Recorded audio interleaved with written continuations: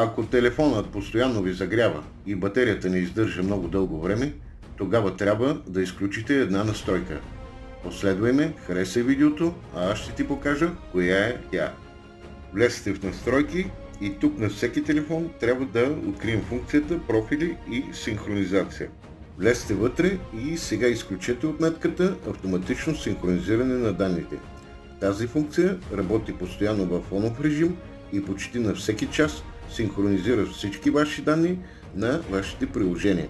И това кара телефонът ви да загрява и да разрежда бързо вашата батерия. Затова ви препоръчвам да влизате един път седмично, активирайте отметката, сега ОК, после синхронизация и изчакайте докато завърши синхронизирането. След което я изключете наново и така до следващия път. Така вашия телефон ще работи по-добре, ще загрява по-малко и ще разрежда по-малко